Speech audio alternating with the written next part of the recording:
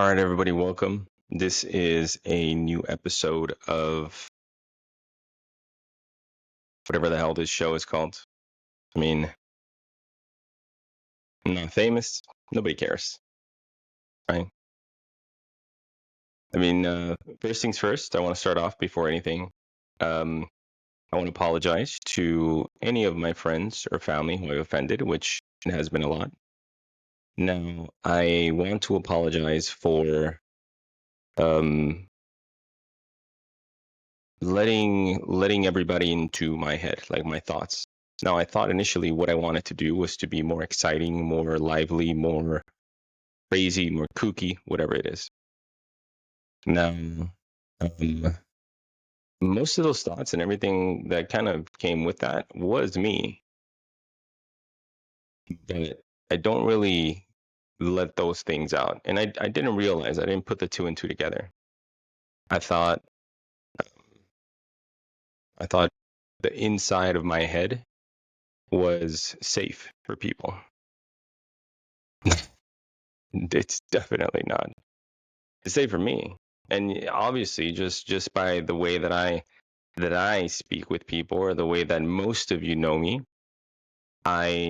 I do say crazy things, even with the huge filter that I have, just for what I say every day, my everyday life. Now, granted, the security in at the security in my head, the wall that keeps the thoughts out, it's the thoughts from becoming words. I mean, is probably no better than the wall at the border. And I mean, it stops a lot of them. And a handful of Mexicans kind of still make it through. Now, with that being said, I was kind of since I'm still unsure as to kind of what way I want to take this or what I actually even want to do. I just know that I want to do it. So I want to do it because a lot of other people told me they also wanted to do it, but they never had the courage to. And I'm not going to be fake and say I'm doing it for them. I'm doing it for me.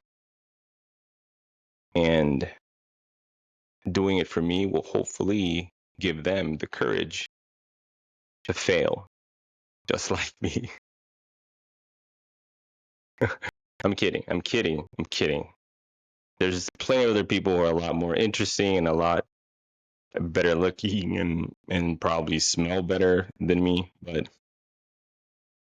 but that exact combination of nonsense and ADHD and autism and diet soda and Adderall and mushrooms and DMT, it's is what it is.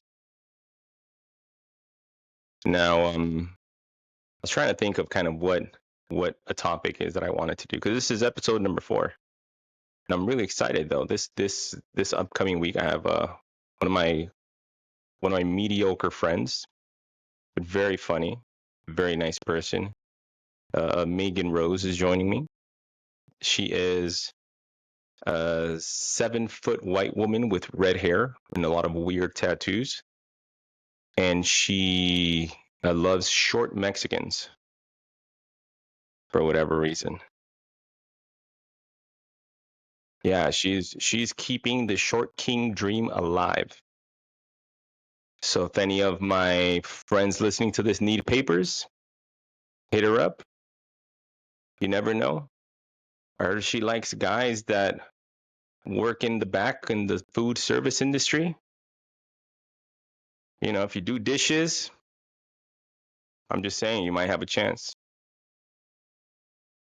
Um, so yeah, so I wanted to just kind of, I was thinking about just a lot of different things, a lot of different stories. God damn it! Don't you hate it when you ever have a booger in your nose and you try and like blow it out, but instead of, you do like the cover up one nostril thing, and you kind of try and like blow it out from the nose, but it doesn't actually blow out. Instead, it kind of like slings out, and it kind of just like the end catches right on the inside of your nostril and just kind of hooks up and smacks the top of your nose, and it just stays stuck there. That happened to me earlier today. I didn't even know it. I was I like blew my nose before I left the house. I went over to Target into Petco, and I'm walking around and I'm in line at the self checkout, and I see these girls that are more obviously more attractive than me and had no business looking at me. But they're looking at me and they're kind of just like giving me like a stare. And the whole time I thought, oh man, they're probably like, shit, I look good today. In my designer looking shirt, which is just, I accidentally washed it with bleach, but it looks designer. And then I get in my car and I'm like, shit, am I just looking like, am I just looking really fuckable right now? What is it? I got a nice pump going on? What's happening? Nope. Get into my car, check myself out in my rearview mirror, and I see a little cliffhanger just hanging on the top of my nose. Like an idiot. And it's Vegas, so really dry out here. So I didn't even feel it. It was just really dry, just on the top, just real crispy and white, the top of my nose, just hooking on like a moron. I mean, it's bad enough I got white nose hair, but I got sidetracked. So I wanted to talk about a funny story that happened to me some time ago. I don't remember how long ago, but it was here in this area. But I had gone on a date with somebody for the first time, and the only reason I'm telling you guys is because it's a funny story. I think it's funny. Now, we went on this date. There was a handful of red flags, but I was playing it cool. First thing was pick the restaurant. She said, can't really go there because the waitress kind of knows me and she's gonna ask me where the other two guys that I brought here. I was like, excuse me? She was like, yeah, I've gone on a handful of first dates and I just kind of maybe somewhere else. So I was like, okay, cool, that's fine. We'll go somewhere else. Not a big deal. We'll go to some other restaurant, whatever. Went to the other restaurant, showed up. As soon as we sit down, we start get the menu, start looking. She looks across from the table. She kind of like swings her head around me. I'm like facing the wall. She's facing away from me. She like sticks her head out from the side.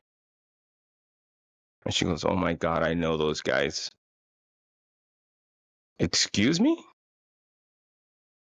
Yeah, those are military guys. I could tell by the mustache. They know my ex-husband.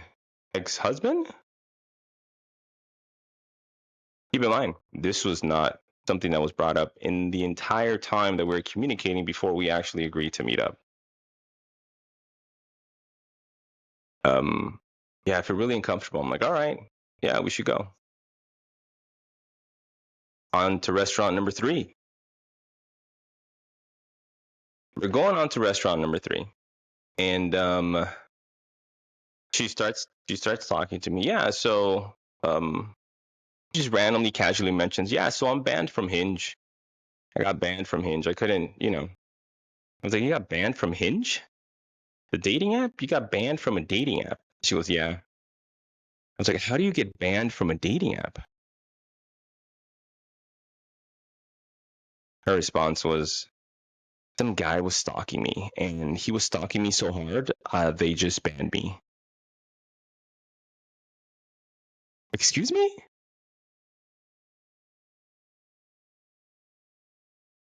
Some guy was stalking you, and Hinge thought the best idea or the way to solve it was to get rid of you, not the actual stalker. Huh. I mean, like, if that was a real thing,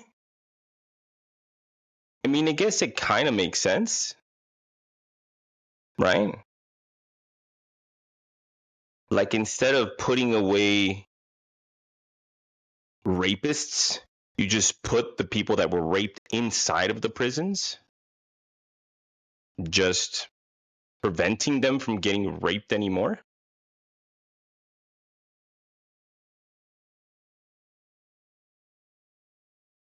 I gotta be some kind of idiot to still continue to the restaurant after hearing that.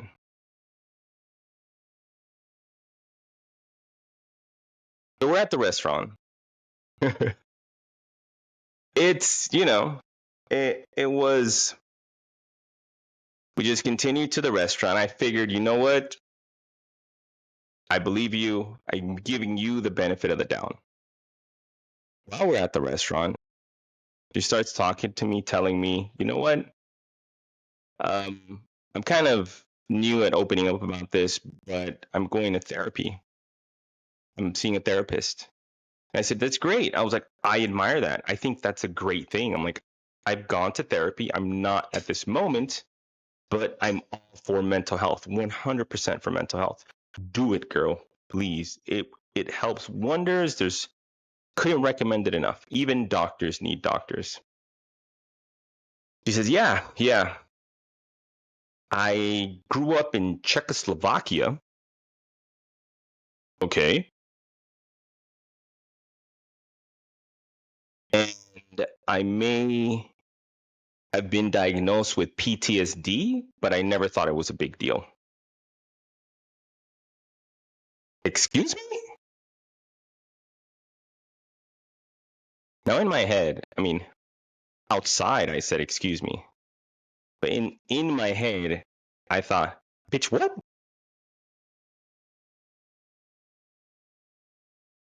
Keep in mind, at this point, it's just a plethora of red flags. Now, the problem was I offered to pick her up initially because I'm a gentleman. That's what gentlemen do. But nowadays, nobody actually ever accepts because of serial killers, the Tinder Swindler documentary, all these crazy things you hear about Uber drivers murdering and raping people. And it doesn't help that I look like an Uber driver. And I did used to drive a white Prius just to fulfill the stereotype. I love that car. But I never raped anybody or murdered. Murder some pussy. I'm just kidding. No, don't say that. That's wrong. So we're eating and she's telling me this, blah, blah, blah. We have dinner. At this point in my head, I'm kind of telling myself, you know what? Getting kind of late. It's about 8:30 in Las Vegas. And I said, I have a lot to do tomorrow. I am going to return some stuff at Petco. I tell her that, but I had stuff to do tomorrow. I'm taking her home, and when I'm taking her home, she I finally take her home. I drop her off. We get there. Not even joking. Her sprinkler system is flooded, flooding the entire front yard. Just it's completely just wet. It's like with the water seeping up through the ground. And she's like, oh shit, oh shit, oh shit, what's happening? What's happening? What's happening? Now at this point, I was about 2 seconds away from just getting in my car and seeing see you later, Mussolini. But I didn't. Being a nice person that I am, that I consider myself to be at least. I went out and I was like, turn off your sprinkler system. Let me see what it is. Went over, had her see what it was. Ended up with my hands just digging up the sprinkler system a little bit. I saw there was a tear in the sprinkler system hose, and I said, all right, cool. You know what I'm gonna do? I was like, that's the problem right there. You should probably get it fixed. And she goes, oh my God, I'm gonna need to hire somebody. Started making all these things, and I said, you know what? I can fix it. I said, it's real easy. Just get some flex tape, the guy from the commercial, you just slap that shit on and you'll be good. Problem solved. I don't know what to do. I don't know how to get that. Keep in mind, the whole time she sounds like Ivana Humpalot from Austin Powers. That's what she sounds like. Like, I don't know what to do. It is very. See, I can't even do that accent. I don't know why. I kind of went. What accent was it? What accent was that? Yeah, I have a problem. Every time I try and make an accent, it always just ends up sounding like a Southern black lady. I don't know why. It just happens. Either that or a homosexual. I gotta get better at accents. But at this point, I'm trying to go home. I don't know. She starts panicking, saying, "I don't know where that is. I don't know what's going on." And I'm like, you know what? I get it. There's a Walmart down the street.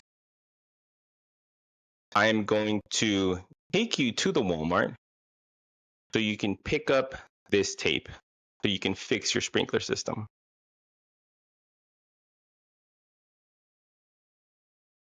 You are so sweet. Thank you so much.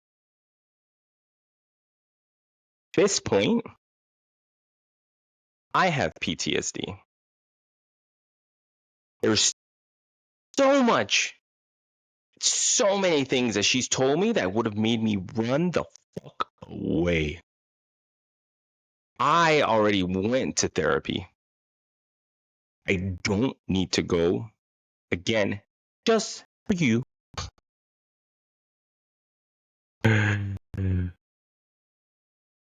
So we're on the way to Walmart, and we find this tape, go back to her place. I help her put the tape. She helps me wash my hands and things like that. And at this point, she says, "Oh my God, that's such a great job. You know, it definitely deserves a BJ." To which I pause. What?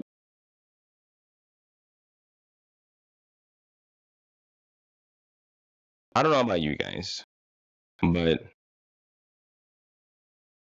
I consider myself emotionally stable and sound of mind. And I tell myself there's so many red flags that I should avoid, which I should have ran out of there. I mean, immediately, and I wanted to, and I, you know. Now, when she said that, my immediate gut response was, yeah, at least. Why? Why, Al? We're both laughing like idiots. Jokingly, not even jokingly. See, at that moment, it's for that split second. And now, every single guy, the second you hear a woman say something sexual, you can't help, you know, all the blood in your head just leaves your head and goes straight to your dick. Because women don't typically say sexual things like that. It's always the guys. It's always dudes. It's 99% of the time it's us. Women think that, but they don't really say it. That's why when they say it, it's so shocking.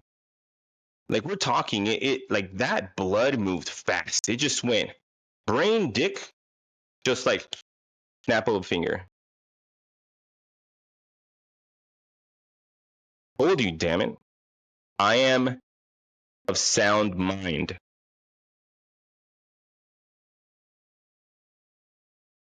So the second she said that, blood went down to my dick, which was what brought that response of at least, when she was saying I deserve at least the BJ. But my brain used the red flags themselves to kind of just push that blood back into my head. Because if you think about it, if I was 30, this would have been just like a porn. I would have just gone there and just dropped my pants, Been like the porno, right? I'm like the Mexican handyman that like shows up. Let me clean your pipe, mommy. That kind of shit. And she would have been like the housewife, being like, "Ooh, my husband's gone. I have mental health issues. Maybe you should dick me down." That kind of thing. And I would have been like, "Sí, señor. Chupa my tamale." Nah, see that. I'm not 30 anymore. I mean, I got out of my 30s like 4 months ago, 3 months ago. 3 months ago probably would have been different, but not now. Not now. Now, mature, old, 40-year-old Al knows what the fuck he's doing. And a little lapse of judgment. It's just you get caught off guard. A woman says something sexual. It doesn't matter who it is, and it just goes, brain dick. It's like you're flushing a toilet, right? You have the water up at the top in the tank. And then the second you hear a woman say something sexual, it just flushes and it just goes straight down into your dick.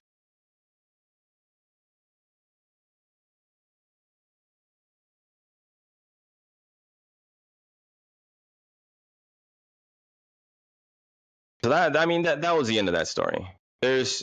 I did end up leaving. I did not end up getting a BJ. I did not end up doing anything, not making out, not anything at all. Because like I said, I am mature.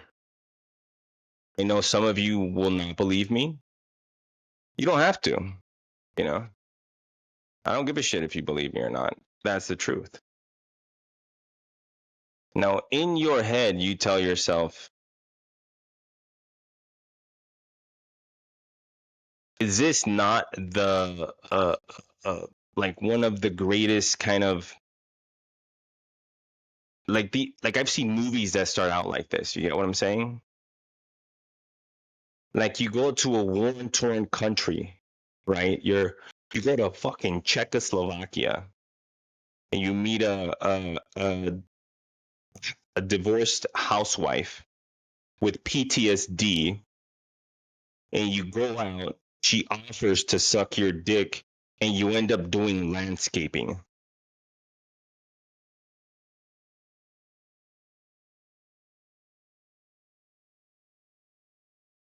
Bitch, what?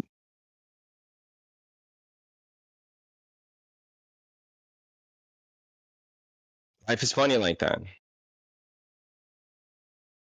I mean, I'm very happy that I didn't actually put my dick in her mouth.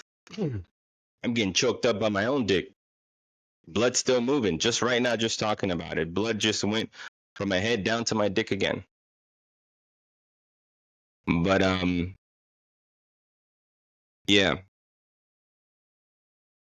it was funny, you know.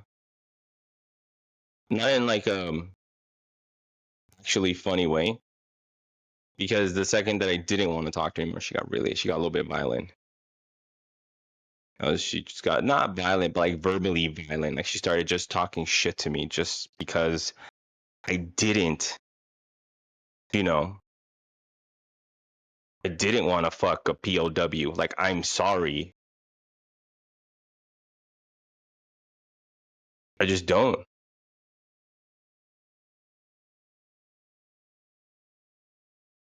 Like, maybe if you were on the side of the good guys, but you weren't. I mean, you were part of the Soviet Union. You're part of the bad guys.